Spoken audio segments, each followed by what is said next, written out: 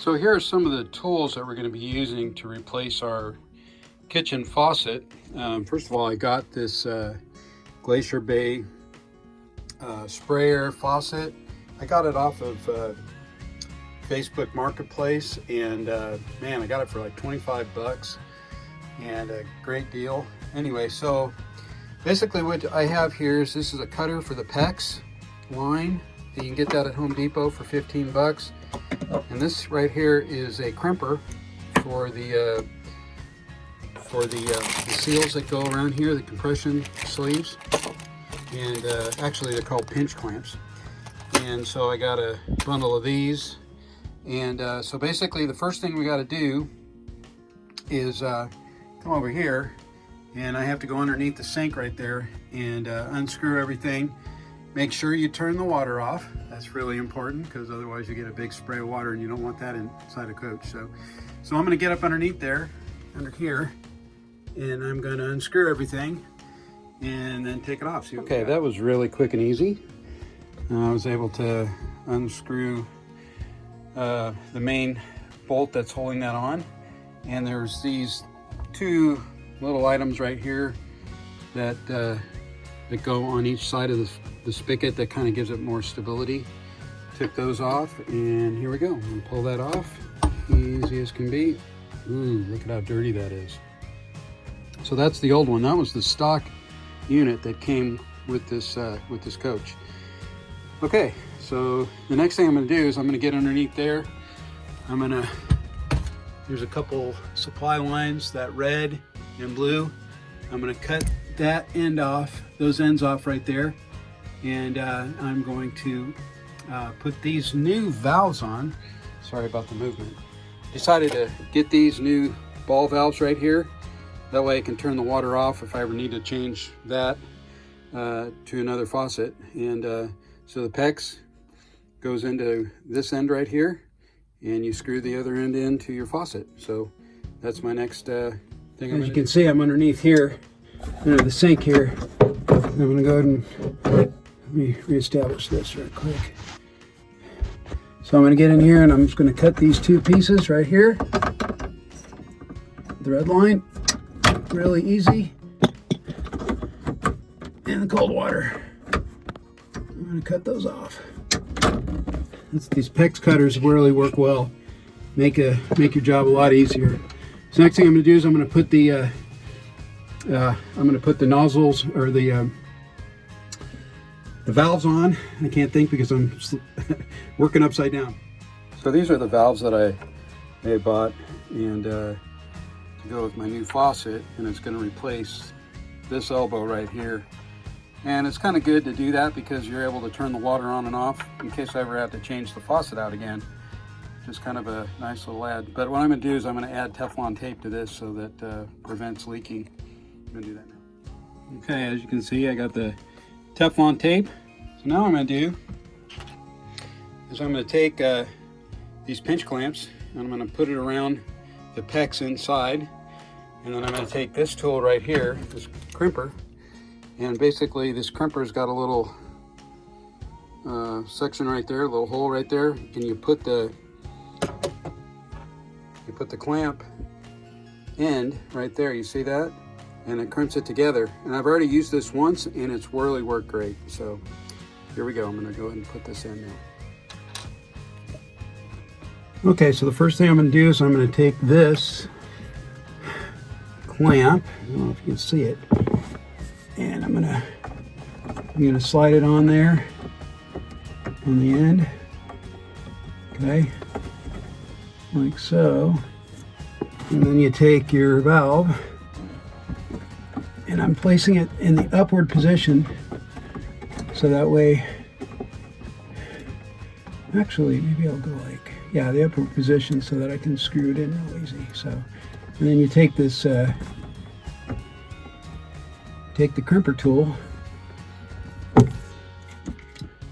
and you put it on. You can see what I'm doing a little bit.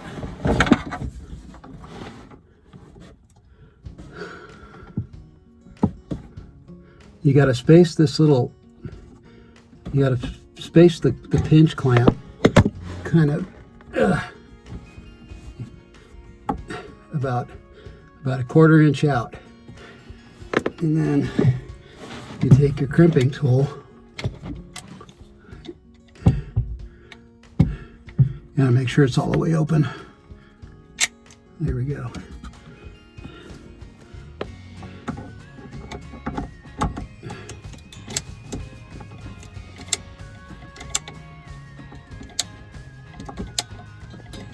I think it's about seven turns, or you squeeze it 7 times, and I think that basically gets it nice and tight.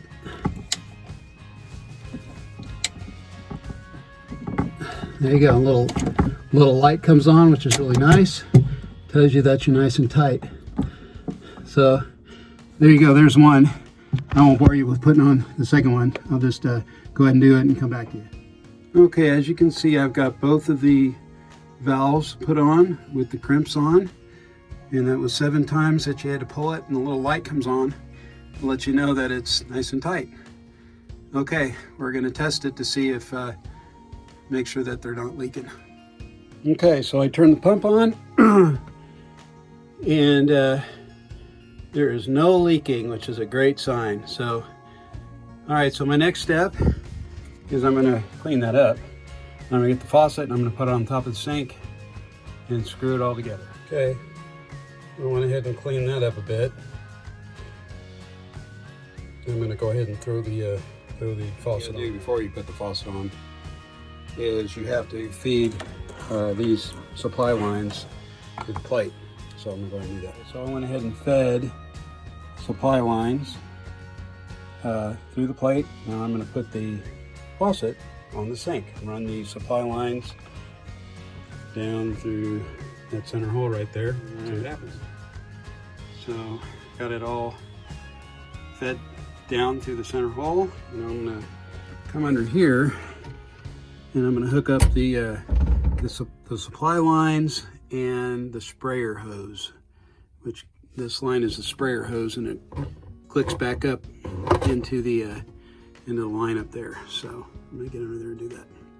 Okay, as you can see, we got the sprayer hose hooked up into that. It was just a quick connect, went right in.